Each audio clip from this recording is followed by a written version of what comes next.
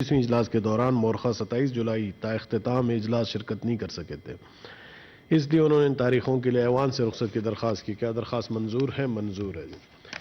Senator منظور کاکڑ صاحب نے بعض نجی مصروفیات کے بنا پر گزشتہ 331ویں اجلاس کے دوران مورخہ 2 اگست کو اجلاس میں شرکت نہیں کر سکے تھے، اس لیے انہوں نے اس تاریخ کے لیے ایوان سے رخصت کی درخواست کی۔ کیا درخواست منظور ہے؟ منظور ہے۔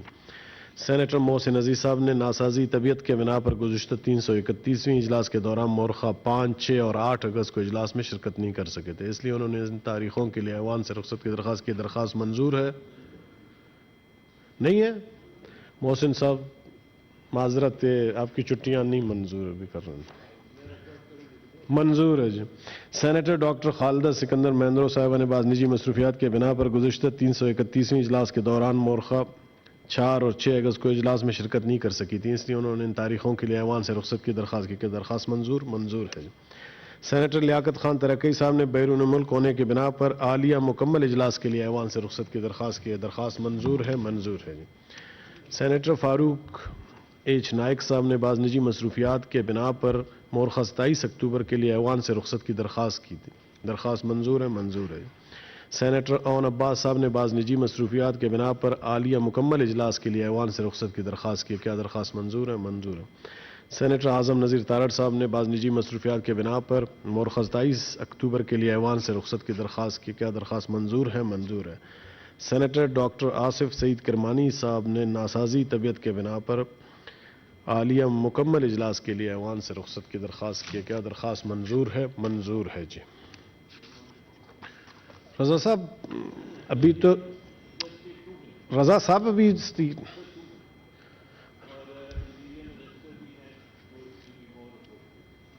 جی رضا انٹیریئر منسٹر صاحب آئے، ویلکم جی سر، شکریہ جناب چیئرمین صاحب، آپ کے توسط سے جناب چیئرمین میں انٹیریئر منسٹر کی توجہ اس بات کی طرف دلانا چاہتا ہوں کہ پارلیمان کے باہر اختر مینگل صاحب نے اور ان کی جماعت اور سول سوسائٹی نے ایک دھرنا دیا ہوا ہے، اور وہ دھرنا پہلے پریس کلب پہ ہونا تھا، اور وہاں پہ پولیس نے ان کو بیٹھنے نہیں دیا اور ان کے تمام مائکروفونز وغیرہ اٹھا دیے، تو وہ ان کو پھر یہاں پہ آ کے ریڈ زون میں بیٹھنا پڑا۔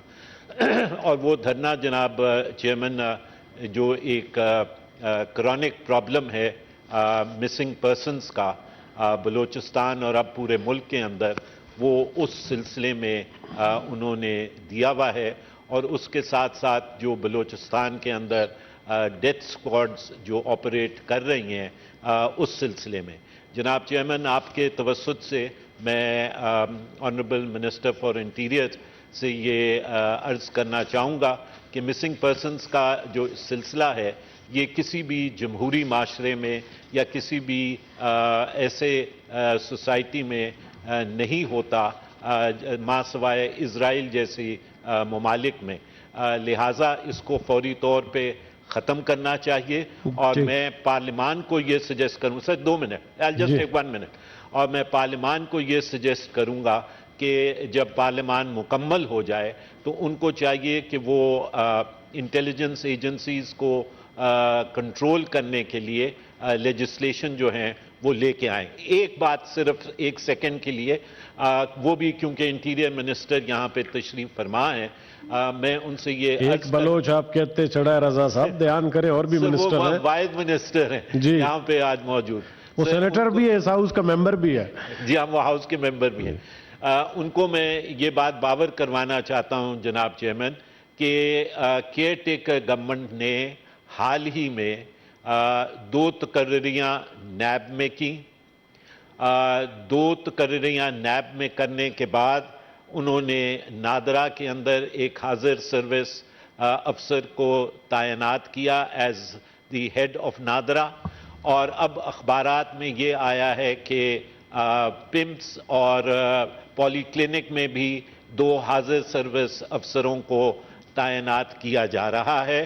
میں ان کو یہ عرض کرنا چاہتا ہوں کہ یہ appointments under the law, under section 230 of the election act 2017 اور سپریم کورٹ کی رولنگز کے تحت یہ اپوائنٹمنٹس کیئر ٹیکر گورنمنٹ جو ہے وہ نہیں کر سکتی.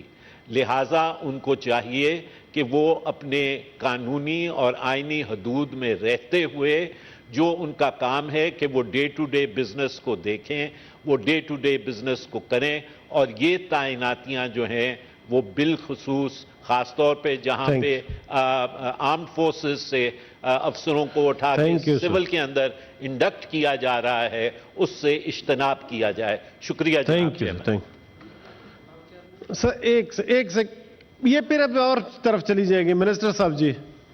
آنریبل شکریہ. Minister for interior. شکریہ جناب چیئرمین. آنریبل کولیگ نے سینئر سیاستدان ہیں، انہوں نے جو 2-3 چیزوں کا ذکر کیا. دو کہ یہ جو سیشن تھا یہ صرف فلسطین سے ریلیٹڈ تھا، لیکن ظاہر ہے یہ امپورٹنٹ جو ڈے بائی ڈے کے ایشوز ہوتے ہیں وہ سینٹ میں ہی یا پارلیمنٹ میں ہی ان کی ڈسکشن جو ہے وہ سب سے اپروپریٹ فورم ہے.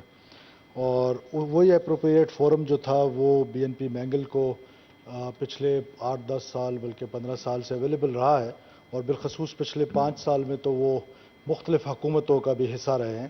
اور آخر میں وہ بلوچستان کی جو حکومت تھی اس میں بھی ہم سب کو اور بلوچستان کے لوگوں کو معلوم ہے کہ وہ اس کا بھی حصہ رہے ہیں. سردار صاحب کی پارٹی نے کل جو مجھے انفارمیشن دی گئی جو تھوڑی سی اس انفارمیشن سے مختلف ہے جو رضا صاحب کے پاس ہے، کہ انہوں نے ہم سے پرمیشن لی تھی کہ ہم یہاں پر ایک علامتی دھرنا جو ہے وہ پریس کلب میں دیں گے. اور ہماری جو سول ایڈمنسٹریشن ہے، ڈسٹرکٹ ایڈمنسٹریشن ہے، انہوں نے ان کو الاؤ کیا تھا کہ آپ پریس کانفرنس کریں اور اس کے بعد وہاں پر کریں. جو انہوں نے وہاں پر نہیں کیا، جو ان کو اجازت دی گئی تھی وہ وہاں کی تھی، لیکن یہاں پر آئے تھے کیونکہ اس میں بہت سارے ایکس پارلیمنٹیرینز بھی ہیں، اور پھر بلوچستان کا بڑا ایک کرونک سا ایشو ہے یہ مسنگ پرسنس کا، جو کہ میں سمجھتا ہوں کہ ایک ڈائسی سبجیکٹ ہے سر. اس کا کاؤنٹ ڈائسی ہے اور جو ریزنز ہیں وہ بھی بہت ڈائسی ہیں، اور اس پر ایک آبجیکٹو ڈبیٹ ہونے کی پاکستان میں ضرورت ہے. اور جب پارلیمنٹ کمپلیٹ ہو جائے تو پارلیمنٹ میں اس کی ایک آبجیکٹو ڈبیٹ کی ضرورت ہے. Sir what are the reasons? کیا یہ جنگ ریاست کے خلاف پہلے شروع ہوئی یا لوگ پہلے مسنگ پرسن بننا شروع ہوئے؟ اور so and so on, there are self disappearances اور بہت سارے کاؤنٹ پہ جو ہے وہ ایشوز ہیں. تو میں سمجھتا ہوں کہ اس کا پرماننٹ حل آبجیکٹو ڈبیٹ میں ہے. تمام سٹیک ہولڈرز اس پہ ڈبیٹ کر لیں اور پارلیمنٹ ایسی لیجسلیشنز کر لے کہ وہ لوگ جو کسی بھی مسکرینٹ ایکٹیویٹی میں جائے ایک سیریس انسرجنسی کو کاؤنٹر کر رہے ہیں ہم اس کو فیس کرنے کے لیے ہم نے جو اپنے سیکورٹی فورسز کو اکوپٹ کرنا ہے وہ کس انداز میں کرنا ہے وہ پارلیمنٹ نے کرنا ہے. اور انشاءاللہ جب اگلے 2-3 مہینوں میں پارلیمنٹ کمپلیٹ ہو جائے گی تو مجھے یقین ہے کہ وہ ضرور ان کو اکوپٹ کریں گے. لاسٹ ڈیتھ اسکواڈس کی بات کی آنریبل سینیٹر رضا ربانی صاحب نے. دیکھیے پولیٹیکل سلوگن تو ہو سکتا ہے، لیکن جو ڈیتھ اسکواڈس ہیں بلوچستان میں آپ میں ہم سب جانتے ہیں. بی ایل اے ہے، بی ایل ایف ہے، یو بی اے ہے، بی آر اے ہے، اور پھر لشکر بلوچستان ہے. اور ان کو کون ہیڈ کرتا ہے ان ڈیتھ اسکواڈس کو؟ جنہوں نے 5000 سے زیادہ سویلینز کی کلنگ کی ہے. جو سیکورٹی فورسز کی ان کو تو چھوڑیں، جو انہوں نے سویلینز کی کلنگ کی ہے، جو پنجابی کی وہاں پر نائی دھوبیوں کی کلنگز ہوئی ہیں، جو ٹیچرز کو مارا گیا ہے، جو ڈاکٹرز کو شہید کیا گیا ہے. پھر ایک میس مائیگریشن 2009 آنورڈ ہم نے دیکھی ہے جو کوئٹہ شہر میں جو صدیوں سے لوگ آباد تھے، جو 100 سال سے آباد تھے، جن کو کبھی پنجابی سیٹلرز کا نام دیا گیا، ان کو جس بے دردی کے ساتھ وہاں نقل مکانی کرنا پڑا. کتنے پروفیسرز مارے گئے، کتنے ٹیچرز مارے گئے. تو یہ ڈیتھ اسکواڈ جو ہیں وہ ڈفرینٹ آرگنائزیشنز کی صورت میں وہاں پر بلوچستان میں ان کے خلاف سیکورٹی فورسز آپریشن کرتی رہتی ہیں. اور کسی ایسے ڈیتھ اسکواڈ کی طرف اگر ان کا اشارہ ہے کہ جو اسٹیٹ کے اندر کوئی پیٹرنیج ہے تو میں سمجھتا ہوں کہ یہ مناسب بات نہیں ہے، کیونکہ ہمارا آرٹیکل جو ہے جو کانسٹیٹیوشن ہے وہ بڑا کلیئر ہے کہ کوئی پرائیویٹ لشکر نہیں رکھ سکتے.